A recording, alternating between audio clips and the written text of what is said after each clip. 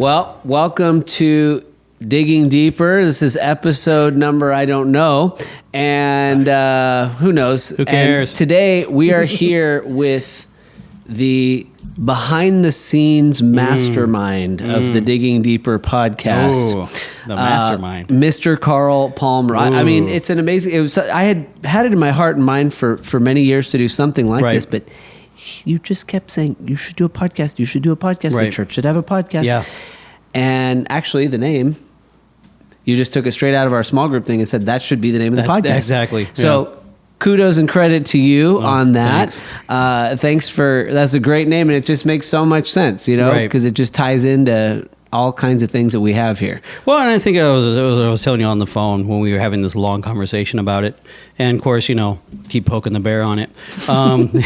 It was that you got the tools, you got the talent, you have the people to make an impact where some churches aren't doing. So I think that this here, first of all, I'm thankful for having me. Thank you. Very appreciative of it because I really love doing this kind of stuff. But it's something to where you can get to know someone on a more personal level instead of just on Sundays. Yes. Because this can be the same exact conversation over and over again every Sunday for years and years. How are things? How are the kids? All that kind of stuff. But it's not more of that, like, unless you're in a small group, join small groups. But unless you're in a small group where you got to actually, be more interactive with the people in the church. But I mean, there are some people that, have been coming to church I haven't even spoke to yet. And I've been coming for almost 3 years now. So, it's just people can get more familiar with me as well. So, That's great. It's kind of like, opening the door, breaking down the walls, kind of thing to where it's like, get to know some of the people who attend church. That's great. So let me formally say your name because I think I just bypassed quickly through it by calling you the arch mastermind or something. So this is Carl Palmer, and Carl has been in ministry himself for many years. He is a pastor's kid. Ooh. In fact, you may have seen his dad Wayne preach on Sundays. Carl speaks at our men's thing frequently. That's a blessing. And he does all kinds of different things around the church. But what I wanted to do today, and there's no agenda, nothing scripted here. Which I love. Is just kind of dive into a little bit of your own story. Sure.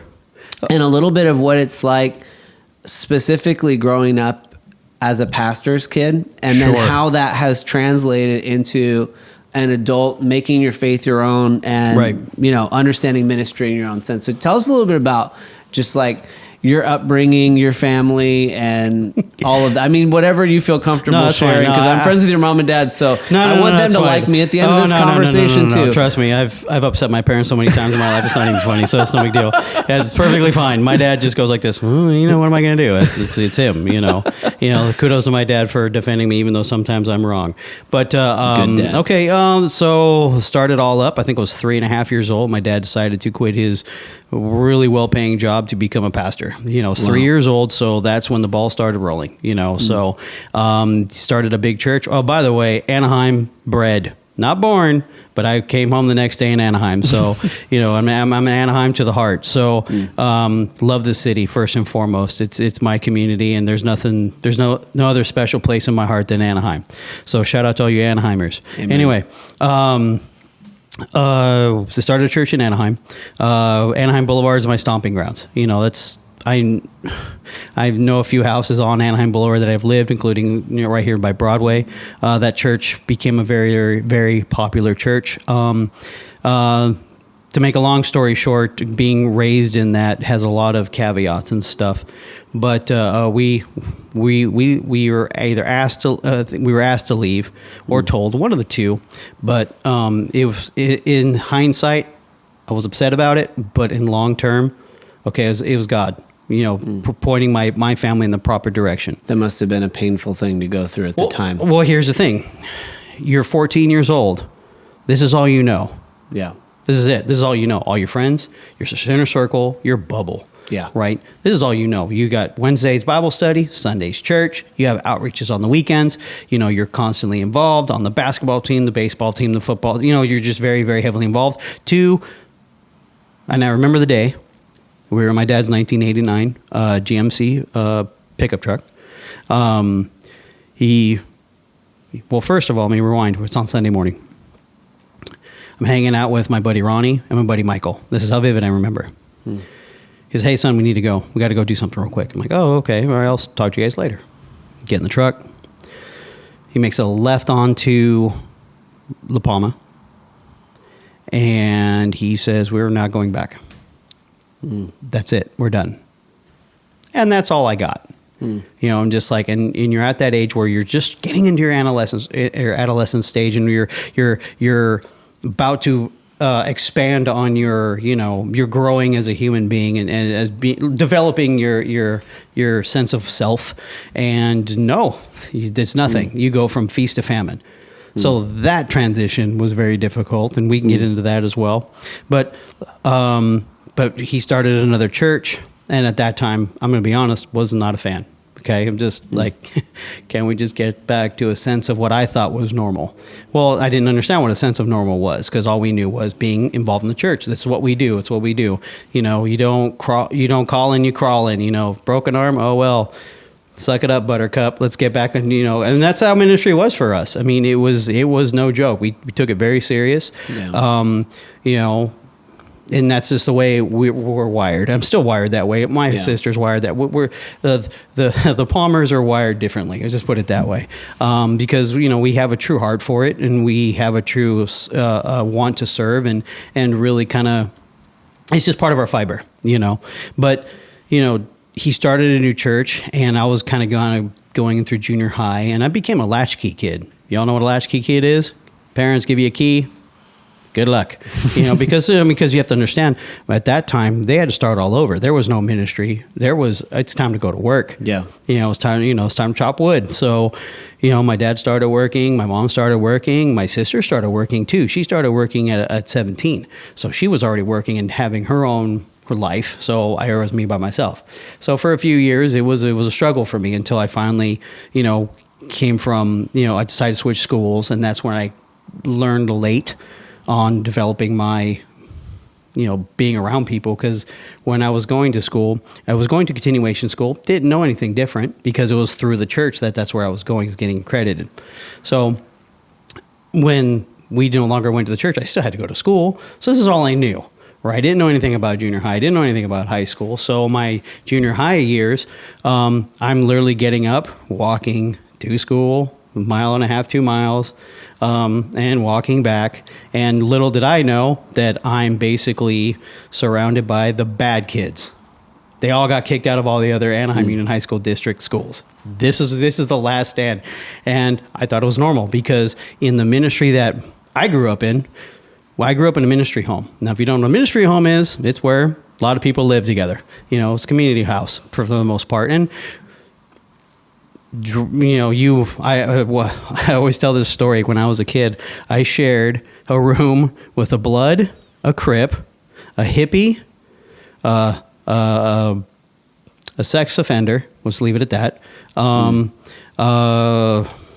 It was a biker and like a former Mormon or a Jehovah's Witness. And they're just, we all live in one room, you know. It was, wow. So this is the environment that I was used to. So I was used to different cultures, different ideas, different types of people in my life. So, and of course, a lot of them had addiction problems and addiction issues. So when you drop me into an environment that I'm familiar with, I didn't think any of them were bad.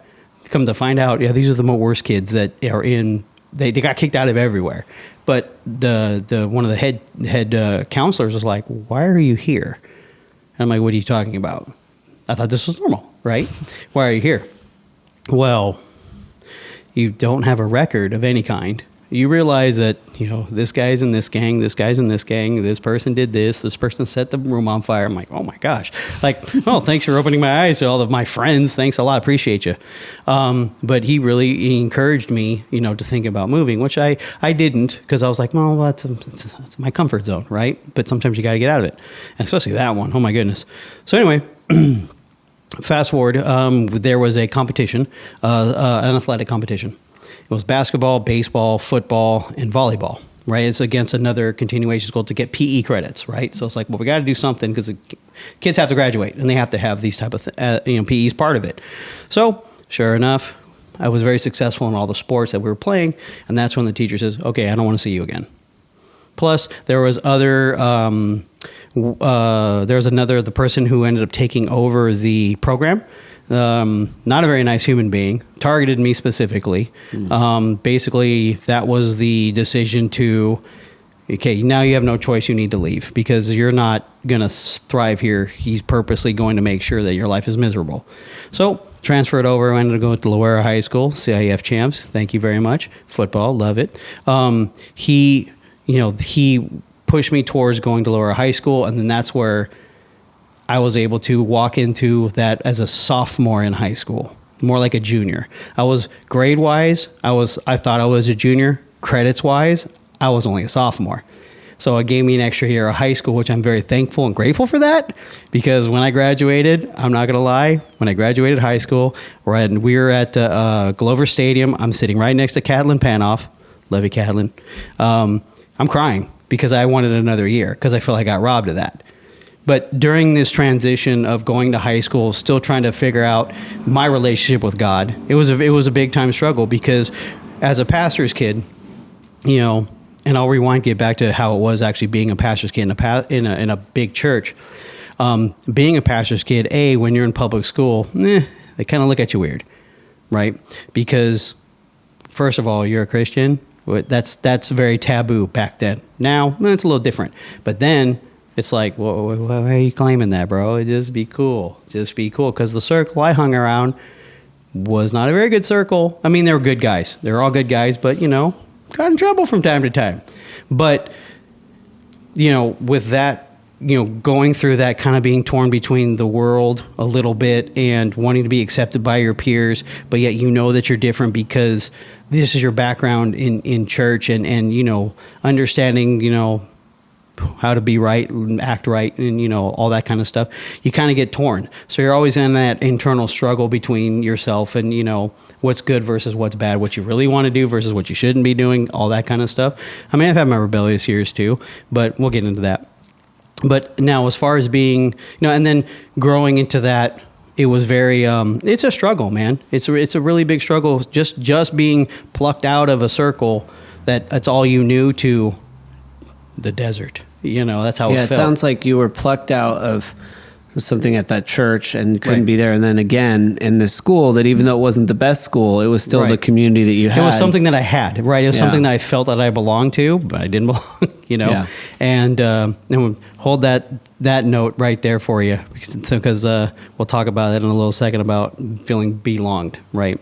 Because it comes to a conversation that we had when we first met, which is very important we should share. So rewind. Being a pastor's kid, there are some benefits to being a pastor's kid. Of course, you're the pastor's kid, right? Yes, that's right. My kids love it because they can play in the church kids' rooms when they want to. Yeah, there's which really is like a random Saturday here and there as I have time and want to have them feel good about that. Right. Well, here's the thing: the church never closed. So the church was always open. There was always somebody working, someone always volunteering, somebody's always there. We did so much cool stuff, but also you also come under scrutiny that you're not aware of. Someone's always watching. Someone's always ready to tattle on you. Someone's ready to rat you out. Oh my gosh, he said the word but. You're like, wait, what? I'm confused. It's just, and then the worst thing could ever happen to a pastor's kid is that when a parent tells their child, I wish you were more like that person, you're just like, oh, it's your death nail, and that puts more pressure on you, and I think that and unfortunately, when it comes to pastors' kids, they always say we're the worst ones, right? That's the joke. But there's a little kinship that pastors' kids can relate to as far as child stars. Because everybody's watching, especially when you're in a big church. Small church, you can kind of, flow through. Mm-hmm. But when Wednesday night Bible studies, 6,000 people, church is 12,000 people on Sunday morning. It's like, oh my gosh. It's like you are constantly watched, looked, protected, but also scrutinized at the same time. So, and you are targeted, because your dad's the pastor. Okay. Because you're thinking a children's ministry of about 2,500 kids. Mm. Oh yeah, you're gonna have some issues in the play yard. It is what it is, right? But when you kind of go through that, there are many days where I'm like, I wish my dad wasn't a pastor, because that's his choice. That's not my choice, And for a while, it was rough for me, and it was a struggle. But my dad always said, when you get older, you understand. I'm older. I understand now. It's just like, you just don't understand at the time when you're 8, 9, 10, 11 years old. And you're just like, you're giving your toys away that you just got for Christmas, half of them, because there's kids who got nothing, And it was just like, it was a lot of teachable moments, but man, I hated those teachable moments because I'm like, no, man, I already got some of my own toys, It's like, wait a minute, but, it's about understanding about giving to people who have less than. It's like, well, that kid doesn't have anything, but you got 4, so give him 2. You're like, no, I will not. But I mean, that's the kid being a kid. That's who we are. But I mean, as you get older, things start to make sense. So all you young little pastor's kids out there, it'll make sense. Trust me. But being a pastor's kid, it's rough sometimes because there is that pressure. Now, when you become an adult, that's even worse because there's like, hey, I saw him at a rock concert. Hey, I saw him at a rap concert. What's he doing there? And kudos to my dad. My dad's like, oh, what were you doing there? It's just like fire back a little bit. And we've had some people who, have challenged me personally because of me being a pastor's kid that I should know better. And I'm like, so should you. And we're talking adults who were twice my age at the time. I've always been a mouthy kid. I can talk trash with the best of them. My dad can protest to that. But that was my defense mechanism at the time anyway. So it's like, you fight back words with words, kind of stuff. But being a pastor's kid as I get older, it's through that process of how you absorb it, and don't get me wrong, it was very difficult on my parents. I'm not going to lie. It was very difficult, and especially on my sister, because it's unnecessary pressure that you never created because you just want to be a kid, you just want to be a teenager, you just want to be an adult. But when your dad has that reputation, you always have to worry about the reputation of the parents. And I think sometimes, I mean, I could be wrong, but I could be right. The parents don't realize it either. So you just have to just be very careful, you can have, there's always good kids and bad kids no matter what. Someone's a doctor, one's a lawyer, and they got bad kids too, or good kids. It's literally, my dad always said this, and it's very important. He said, if you take care of God's business, God will take care of yours. That's he true. literally put his trust in me and my sister in God's hands, and we come out for the better. So I guess it worked. Let me ask you a follow-up on that. So you grew up in Christianity, yes. But one thing that I often say to people is it's like, okay, like you can't ride on mom and dad's faith to get into heaven. Like that doesn't work with Jesus. And so there does come a point where even if you grew up in it and you understand it, you have to make that decision that like mom and dad's faith is also my faith. Like how did that happen for you? Okay, great question. That's a fantastic question. Okay, so when my walk comes in waves. Okay, when I was a kid, there was a thing called the power team. Okay, weren't they like power lifters? You got it. Yeah. That's right. It was John Jacobs and the power team. Oh my gosh, it was great. It was, some of you guys know, help him. Anyone who knows anything like that, they know exactly what I'm talking about. They used to travel all around the globe doing stuff. It was insane stuff. I mean, YouTube it. It's phenomenal what they did, but their main goal was to preach the word of God. So I got into it a little bit, but the one person that really got to me because I was a knucklehead and a clown was Mike Warnke, who was a Christian comedian in the 80s, late 80s, I think it was. And I said the sinner's prayer there at one of his things over at the Anaheim Convention Center. Every time I walk into that building, I still smell it. If there's that smell, certain buildings have a smell no matter what carpet you put in. It still has that smell, that same smell. But that happened there. But then, of course, you still become a kid because you're a kid. You're about Michael Jordan and the Bulls, or Patrick Ewing and the Knicks. And I'm a basketball guy, so that became my thing for a while. Then football came around, and that what became my church for a little bit. My faith was there.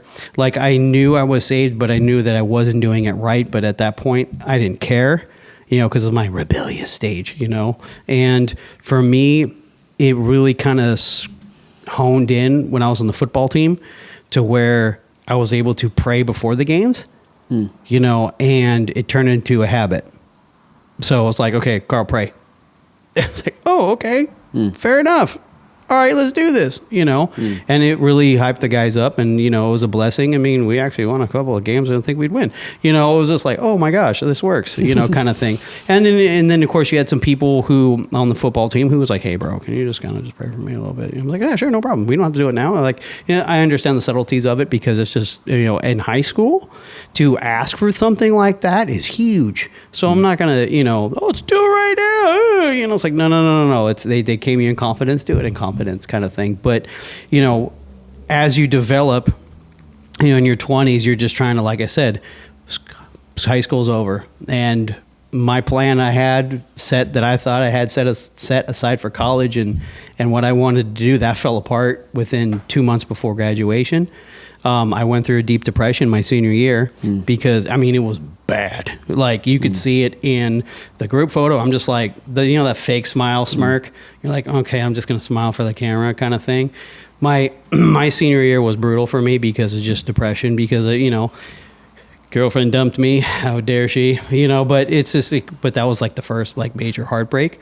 So that was kind of just trying to figure that out. Got super upset because I met her through the church and, all that kind of stuff. And that's kind of rough when it's your first girlfriend and you're like 18. I'm like, okay, this is weird.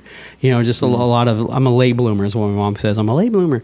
But, with that kind of going through that and some rebellious stages here and there, but I really didn't get super serious. Well, let me rewind a little bit. My senior year of high school, which kind of helped me get out of my funk. I was very fortunate enough to go to Israel. My first time at 19. And this was, I was graduating, I think it went in February, so I graduated in June. And that's where, the Wailing Wall. That's where, oh boy, I'm getting emotional right now. The Wailing Wall.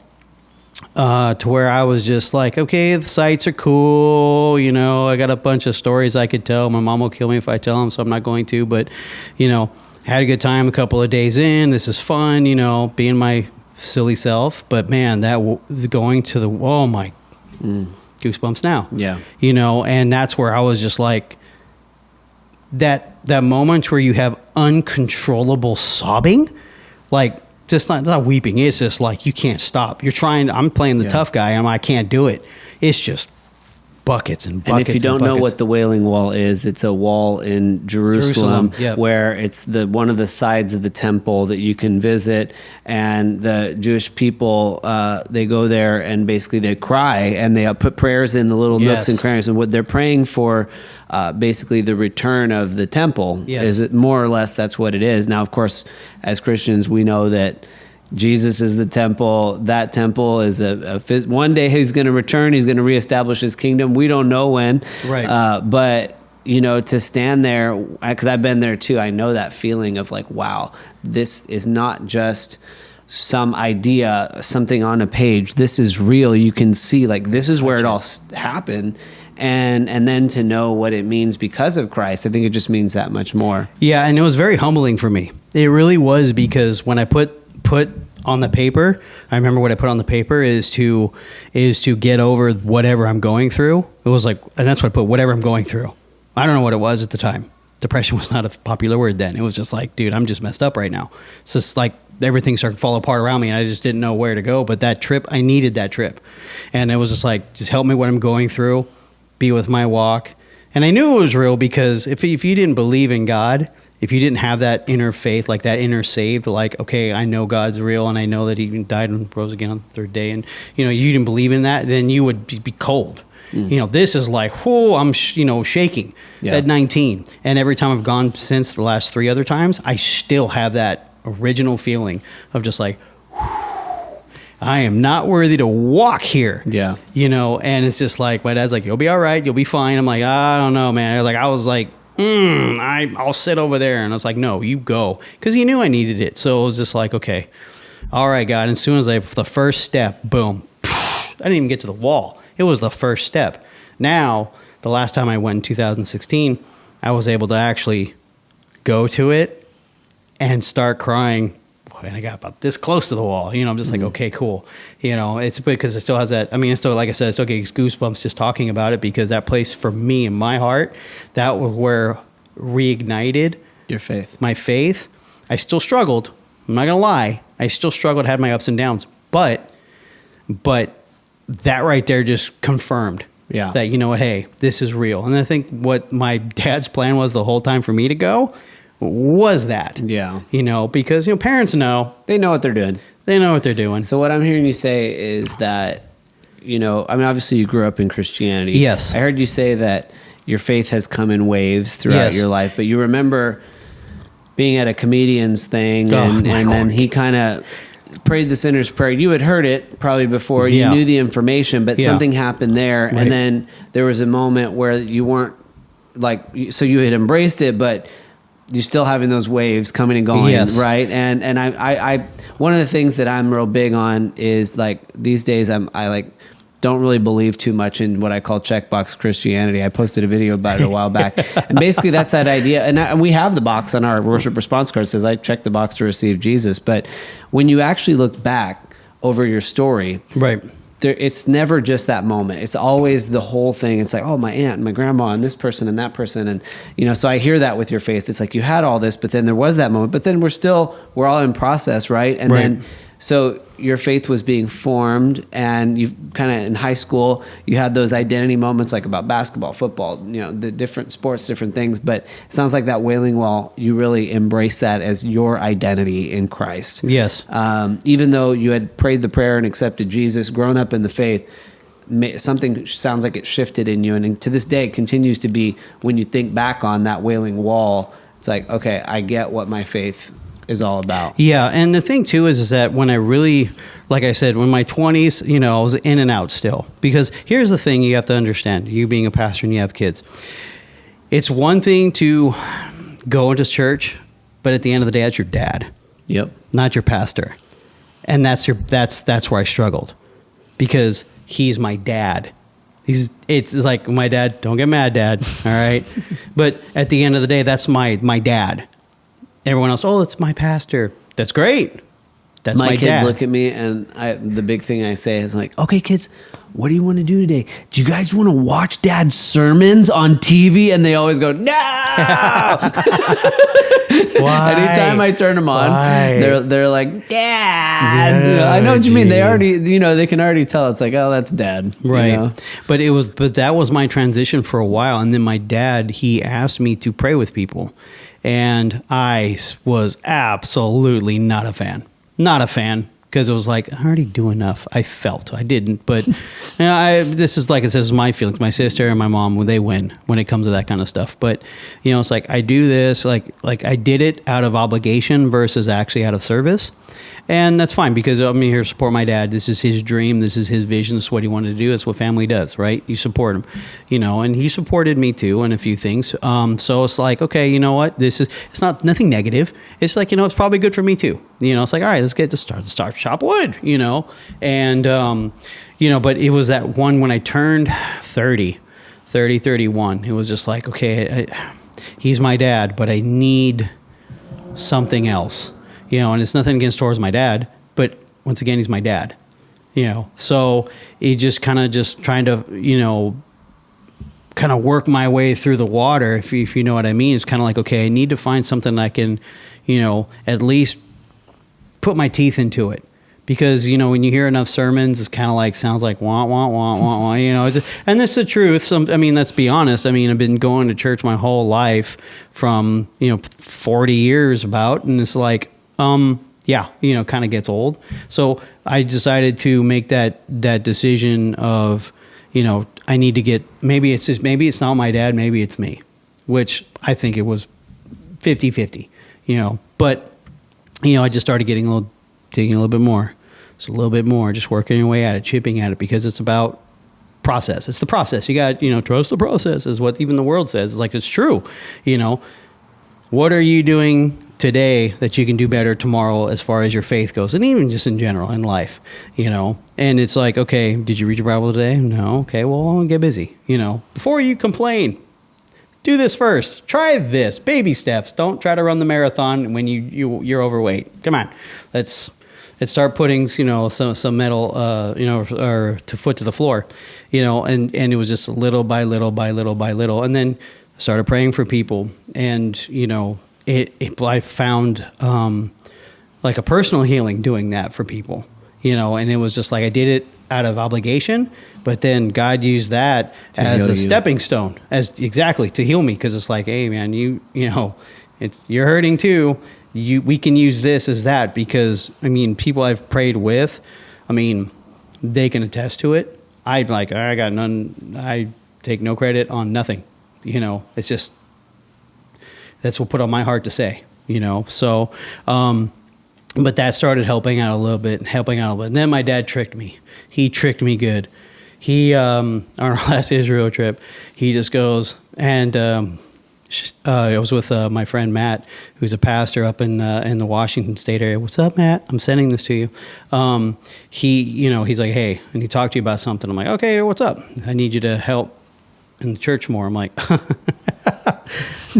oh, okay, no, right? And he's like, no, I want you to, it would mean a lot. And I'm like, oh, great, And he's like, hey, are you open to teaching? I'm like, oh. No, absolutely not, because I know the responsibility that comes with it. And I'm like, dude, I'm still trying to figure out my life right now, even though I was in my 30s. And I'm like, I'm just trying to, put the puzzle pieces together of trying to figure out what I did wrong in my 20s to figure out why I'm battling in my 30s kind of thing. And he's just like, well, just think about it. And Matt's known me for, decades. So he knows who I am, and he's always in my ear all the time about it. And he just goes, well, what do you think? I'm like, I'm going to have to chew on that, man. I've got to chew on that. That's a big responsibility. He's like, you know what the answer is. You just don't want to say it. I'm like, yeah, you're absolutely right. No, I don't want to make that commitment, because once again, being a pastor's kid, it's like I understand the responsibility that comes with it, But I just thought about it, and I was like, okay, fine. Maybe this is a lesson I need to learn for myself, and forces me to get into my Bible deeper and get busy, right? And so it became that, I was teaching once every 3 months to once every other month to once a month, and then there was a time where I taught twice a month, and it was just like, okay, and that's where I built my skills of preparation for teaching the word. And everyone's like, oh my gosh, you're a preacher. Oh, I'm like, whoa, easy, Seabiscuit. I'm a teacher. My goal is to make sure you learn something. That's my goal, because anytime I've taught, I'm having a conversation with you. Well, I'm having a conversation with you about what I'm struggling with, because that's the only way I can resonate with other people. I struggle with this. I struggle with that. These are my fears. These are my concerns. This is what I'm going through. And like I say, you're just along for the ride for the conversation.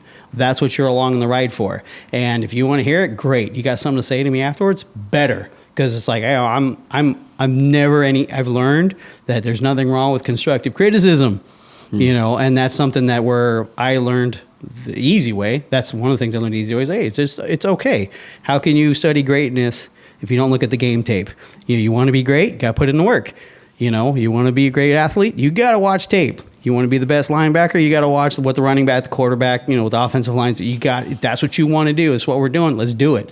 And I put that sports analogy into it, and really honed in on those skills. And then that's why I do what I do now for the men's breakfast. That's awesome. One of the things I like to say is that a task is a tool to the heart, and we use that all the time in our ministry here. And so, whatever the area of service might be, the task, right. It's really for us not about the task. It's about the task is the tool to get to that person's heart. Right.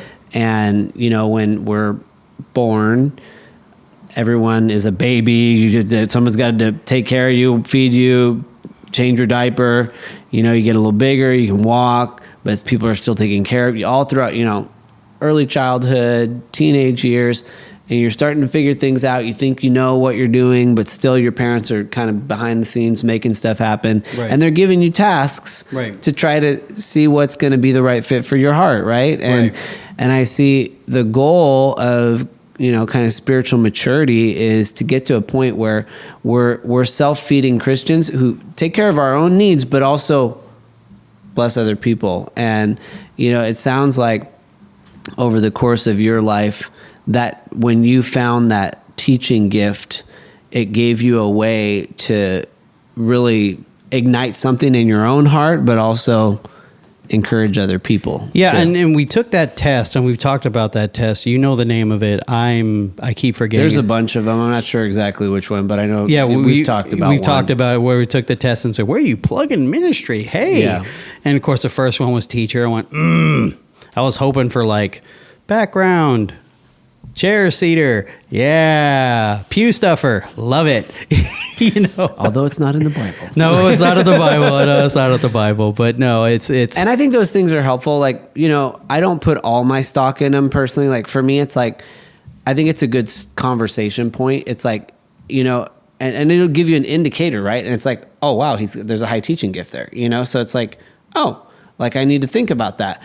But at the end of the day, I look at it and it's like, okay, again, it's a tool, right? So it's like, none of them are perfect. I've had a few of them where I'm like, oh, I don't know if that one was exactly me, but junior church babysitter. What? No. But they're helpful. And I mean, there's no Right. denying that's, been a part of your life and your journey. And I see how God's used that. And so it's really cool to me just to see how, you didn't just assume your dad's shoes, No. And you fought it from bits and pieces. I know, No, I fought it was it. like, Yeah. love you, Dad, love your church, but It's your gig. it's your thing, and Yeah. so kind of God had to come at you slowly. Yeah, I think and he's still coming at me. He's still coming at me, and I'm still learning the lessons that I'm like, okay, you're right. It's like, and the thing is, I'm very thankful that God did it this way, because it's, to me, and like you said, it's spiritual maturity, and it's something that as Christians we don't really. Sometimes we take some stock into it, sometimes we don't, because we kind of get stuck on our ways. But I mean, it's a refiner's fire. You got to kind of get hot. You got to get a little dirty. You got to swing the hammer a little bit to get yourself nice and shiny, and, you got to get that friction, and that's going through struggles. It's going through, aches and pains of just ups and downs and being involved in ministry. It's one of those things where, my buddy Matt, another shout out to him, he says ministry is the ministry of broken hearts, and it's like you're dealing with people's hearts.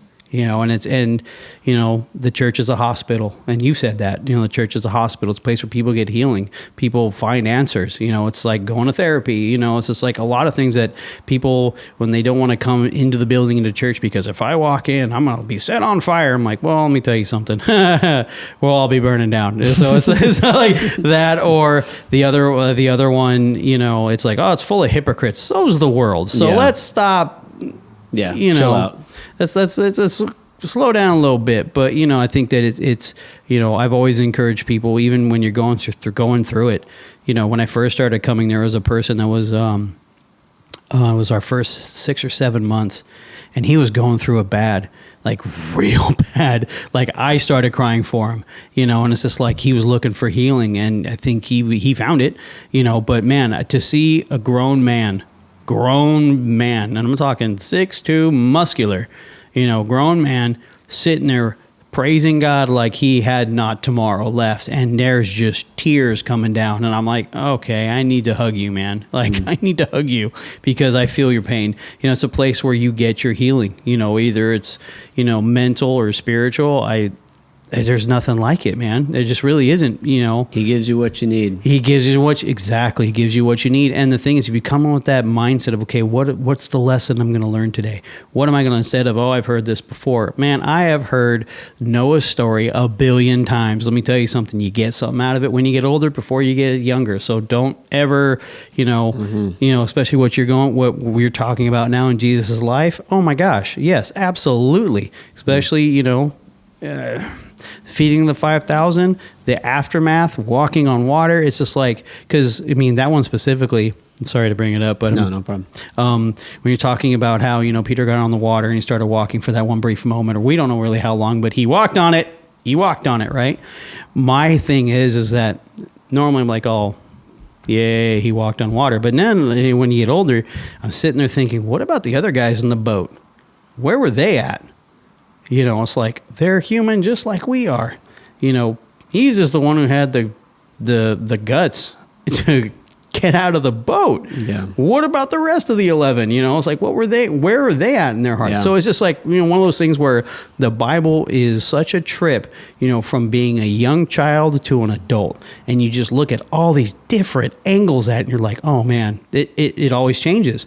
You know, it's amazing that everything that you're going through, struggling, anything that you're frustrated with, the Bible has it in there, and it has examples of it to where you can persevere and get through it as long as you take care of God's business. He takes care of yours. Man, God talks to me anytime I'm faithful to open that book. I mean, you know, it's like really not rocket science, and sometimes it is something I've read a million times, or, you know, and sometimes it's just, I don't know, it just says something different. Like God just always, if we're looking, he's always showing something new. That's it's the same thing with church. It's like you can come to it looking with that critical eye of what isn't right, and this person's looking at me weird, or check out that, you know, thing on the stage. Or you can just say, Lord, I'm here to worship you, and what do you have for me? When one guy said that I was hanging out with, like when they say, oh, you know, well, the worship didn't really do it for me today, or the message. Somebody said, well, you just tell them back. That's fine. It wasn't for you. It was for the Lord. So in your own journey, you know, so kind of grew up in the faith, solidified it in your teen years. Like you said, the faith comes in waves. You had that Israel moment where, but still, you know, and then finally you start to serve in your dad's church. And I know you did for many, many years. Yeah, many years. And then I think it was 2018 or 19. Yeah. Where, so fast forward to, you guys kind of had to make some choices with about your dad's church. Your dad was getting older. I had been there. I did a wedding at your old church one time. You did. Freedom House Bible Church was the name of it. Freedom right? Bible. Freedom Bible Church. Okay. Yeah. And you guys as a family had to sit down with him and just kind of had some hard conversations. Tell me about that point in the kind of latter part of your dad's church. How did that go? Well, here's the thing. It wasn't sitting my dad down and having the conversation with him. It was the realization that he had with us. And it was like, okay, we need to rethink about it was getting. You had been pastoring at Faith for 27 years, right? He started it. And he had led that church for 27 years straight. And completely independent. It was all based on the tithing of, like, all the bills were paid through the people. I mean, my dad did not take a salary. Yeah. Like, it was really did. It was amazing. as what I call it, for the love of the game. We did it for the love of the game. And it was that point where it's like, man, it's empty. You know, I had 5 people, not including families. We're talking a total of 7 or 8. You know, and it's just like, okay, you know, when God really wants to get your attention on something, he'll get it. Yeah. You know, and it was just like he talked to me and he's like, hey, you know, I think it's time. You know, what do you think? And I'm like, what do you mean, what do I think? I'm like, don't ask me that. Don't put that on me. You know, it's just like, I kind of, you know, he's like, well, I'm thinking about maybe you kind of taking it over. I'm like, I'm sorry, I did that. No. I mean, he was going to mentor me and he was going to get me through all that. But at that point in my life, I'm like, no, dude, I'm still battling a lot of things, you know. And it was just like, look, Dad, sometimes God gets our attention. Sometimes it just takes a long time to get your attention on what it's important. And I think maybe it's time that you look around and kind of go, you know what, I think it's about that time.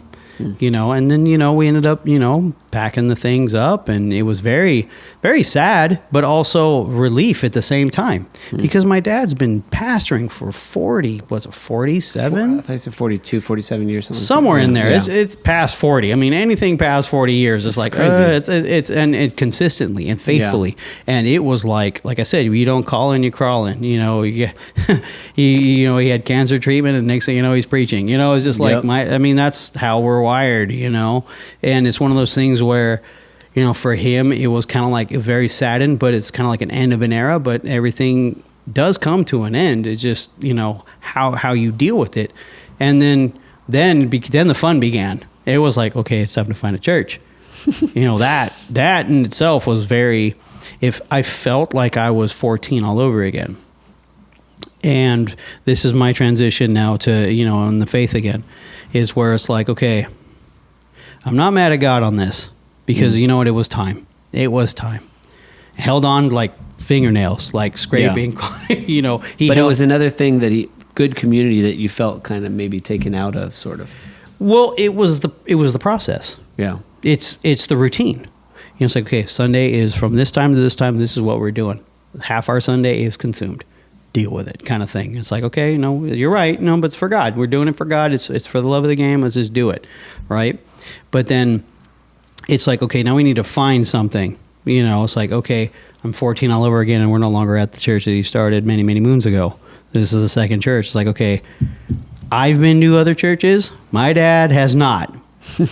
So it's like, okay, I had to tell him, Pop, it's going to be different. It's going to be a lot different. You might get, and I'm pretty sure he's gone to other churches, but I'm like, Pops, it's a little different now. It's a little different. It's gonna feel weird because it felt weird for me. And it's like, let's go be in the pew, which we have not been in forever. Your whole life. Your whole life. You're just like, this is very new. And it's like, all right, well, let's have some fun with it, I guess, and just in the church. I mean, if you want, I'll tell my church search story if you like. All right, Let's do it. Okay. We're digging deeper. Okay. So we went to a church. Well, first we looked online. It's like, all right, that's what people do. Look online, and I don't care about star ratings because some of the worst star rated restaurants are the best. Yeah. So I was you like, get an angry person that took their time to post, and not the 1,000 that the 1,000 people that are like, are you kidding me? Yeah. Exactly. So so it's like, okay, we found a church. Like, oh, let's give this a shot. Went one time, not bad. Okay. Not my kind of cup of tea, but hey, who am I to judge, right? I'm like, die to your flesh. Just try to enjoy it. Second time around, I was like, baptismal service. Okay. Nothing wrong with it. But when that's your whole service, I have a problem with that because I don't want to talk about baptismal. I came here for the word. I'm here for the meat, as I say it, So there's that. And the third one was, it was all a fundraising thing. And I'm like, no. I'm like, okay, maybe I just need a break. So I went to another church. Still not a fan. It was a bigger church. I'm like, maybe it's a little too many people. But that's fine. Who am I? Just go. You're not here for that. You're here to get the word. The word was not bad. I was like, okay, not bad. Good, cool. But it's still going through a bunch of stuff because it's like, man, we're just trying to find that transition. Where are we going to plug into? Or just go to where I'm not feel like I want to kill people. It's just like, well, I hope no one feels that way at City Church. What I mean by killing people is just like, I feel like when I walk in the door, they're looking at me with a smug look, like they're better than me. It's like, whoa, bro, no one's better than anybody because we are all sinners saved by the grace of God. Don't make me lose my Christianity, So, but that's where my heart was at the time because it was a little hardened because of the fact that I was like, I see my dad kind of bumming because he lost his church and all that kind of stuff. But we just started for a couple months. Just started going here, going there. Then I was like, okay. After going to a few churches, my sister was like, okay, this is the one we're going to go take a look at. Well, I decided to go to the other church. They had two services. They had an early service. We decided to go to the later service here, the 11:11. And I was like, okay, because I was really going through a bunch of stuff at work. I was very frustrated in a lot of areas because I'm like, I don't understand what's going on. God, like I'm praying. I'm having conversations with God. I'm mad at God. It's okay to be mad, but hey, you got to get over it sometimes. You got to get over it, period, not sometimes. But it's a relationship. It's not always going to be peaches and cream, right? So what happened was that I'm like, okay, I told my sister, I said, okay, I need to talk to the pastor.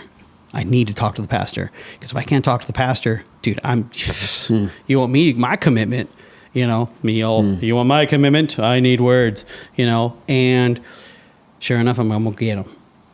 Because the last time we went, I'm like, okay, he's gone. He took off. Where's the pastor? Oh, we have this pastor here and that pastor. Like that 15 pastors on the roster. I'm like, whoa, this is too many pastors. I want to talk to the shepherd. I'm not talking to, the stable boy. I want to talk to the man. So sure enough, I'm like, I'm going to get him. right? I'm gonna corner him, right? It's so bad to say now, but still, it's where I was at that moment. It's like, 'cause I really want to have a conversation with him. I just want a couple minutes with him because I want to feel him out. That's all. I just want, hey, how are you? Think, man, look, I just want to let you know I love this fact, love that. I just kind of just want to just give me 2 minutes of your time. That's all I need. I can pretty good judge a character after a couple minutes. Body language, all that kind of stuff. Sure enough, I go and I'm in the parking lot and I'm like, I really don't want to be here. I am disgusted being in this parking lot. But you made a promise that you were going to do this. You don't call in, you crawl in. Let's go. All right, let's do this. God, give me clarity. That's what I said. God, give me clarity. So I go in the church, and the service was pretty good. It's a good one. Talking about Babylon, and the church in Babylon and all that. You know that story. And it's like, okay, cool. And then I'm like this. All right, praise and worship pastor 1, praise and worship pastor 2, 3 worship pastors. All right, what do I know, right? And I see him just going to the left. I'm like, aha, got him, right? So I'm sitting there just kind of guiding him to work on my way to the parking lot. And I'm like, I just want 2 minutes. All I need. I'll be nice, I promise. And next thing he just flies by, makes a right, and he takes off. And I'm like, man, you don't even stay? That's the clarity I needed. I know it's silly. Some people say you should have gave him a chance. I'm like, no. I legitimately said, God, give me clarity. I just left, and I was on my way over here. And I told my sister, like, I'm not ever going back. I'm like, I got my answer I needed. Mole, it's just too much for me. Just too much. It's just way too many moving parts, and I can't. Well, maybe a doctor's appointment, maybe he's sick. I don't know, but I asked for clarity, and I got that. So I'm just going to take it, right? So it's like, well, church is starting in a few minutes. I'm like, okay, church, service number 2. Okay, we got this. All right. And at that time, I didn't know I needed a 4-wheel drive to park the car in the parking lot. Which we have solved. Which is solved. It's solved, But, sitting there going like, ooh, rugged. Okay. It's in the neck of the woods. All right. Broadway. Okay. Right. I'm like, very nice. Walk in, everything's nice. It wasn't too big. I was like, okay, this is okay. I like this. And then, of course, I see my sister, and I just go straight over there.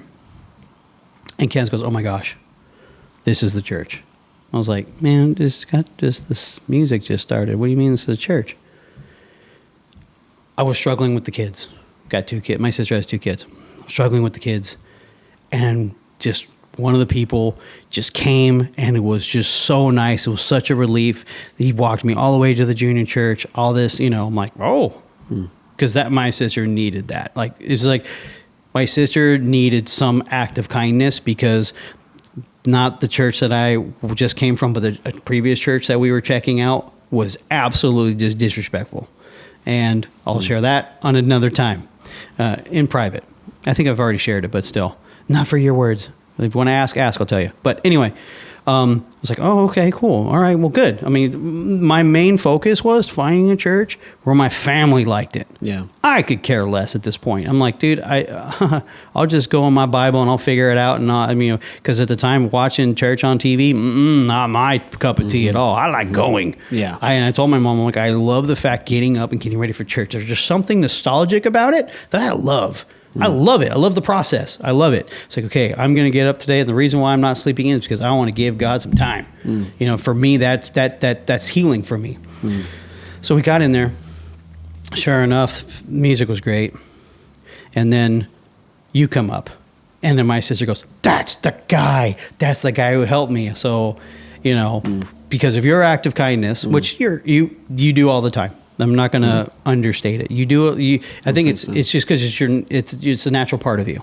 It's just like you're just naturally kind, and I appreciate that. Thanks, man.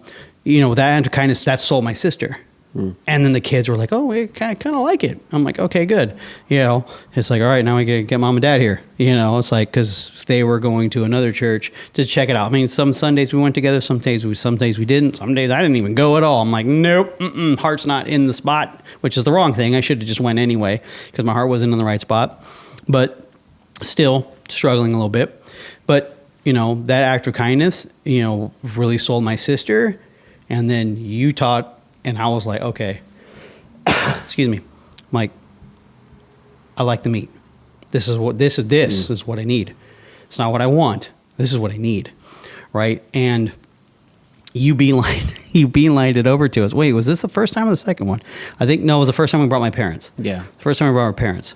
But you did come by and say hi and shook hands, which I was like, I didn't have to hunt down the pastor? Okay, we're getting somewhere. Okay, God. Okay, you're softening the heart. That's so cool. Beautiful. And then brought my parents in, and you were familiar with my dad. Mm-hmm. And it was just like, you kind of knew the history of what was going on, and excuse me, what's going on. So, it was kind of like a nice little, fun little chat. And then it's like, we're kind of sold on it, but someone wasn't sold on it. And we've talked about it. And, but I mean, sure enough, here we are now, a few years later. And here's this funny part, is that we made the decision to come to the church. Right? And then we started going, and we started getting a little bit involved. Then COVID hit. Yep. And I was just like, really, bro? Yeah. Really? But then here's the funny thing. And this is what it wasn't, I don't know if it was my mom or my sister. It was one of the two.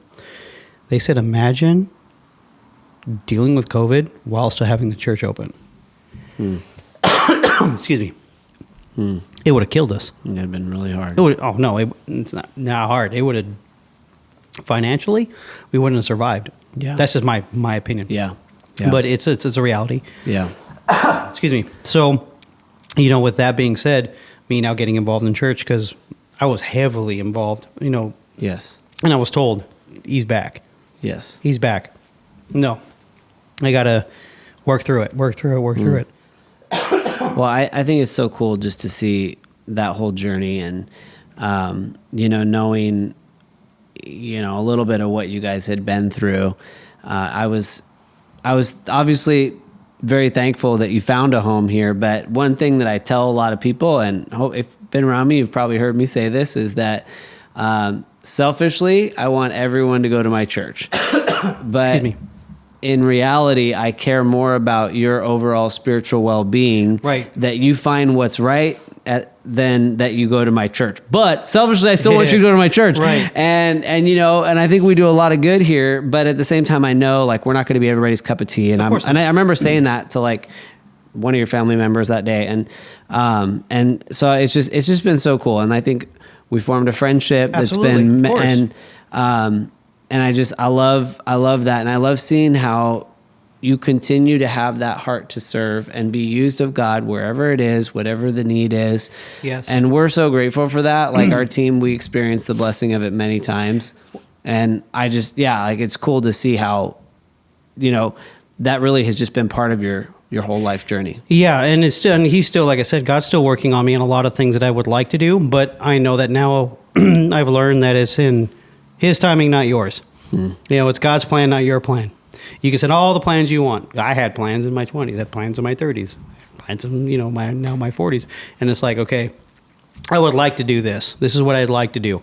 But me knowing, me very, I don't want to say completely connected to God, but God has a tendency to get my attention a lot because with my multiple communications, praying, being very aware of what's going on inside me, is that he will put me in the place I need to be when I need to be in it. But in order for me to be helpful there, I need to experience this, and that, because I know it's in the long run, it's going to be a testimony for what God has done in my life. Yeah. Kind of a confirming process. Exactly. Yeah. And the thing too is that it's just being mature spiritually enough to be patient, because I'm an impatient human being. I mean, that's just reality. I am a problem solver at work. I'm a go guy. I'm 110 miles an hour, and then I just peter out. That's always how I've always been. So I'm learning now to let's idle at 70 for now. And I've learned to kind of take a step back and breathe. Because no, we got to do this, and no, we got to do that, and no, your leg's broken. Who cares? It's just But I mean, that's, like I said, that's what I feel, that's why I take ministry extremely serious, sometimes too serious, because it's in my fiber, and it's important. I think that's the most thing, is that, when you serve, it's up to be of service, but you got to make sure your heart's right in order to get that benefit for doing the service. That's good. Well, I think that's a good place to wrap it up. Carl, thanks for Absolutely, coming. And my you're pleasure. going to be seeing this guy around quite a bit more in here. So, anyway, glad you're here today. Oh, I'm blessed. Thank you. We'll give everybody a see you next time. See you next time.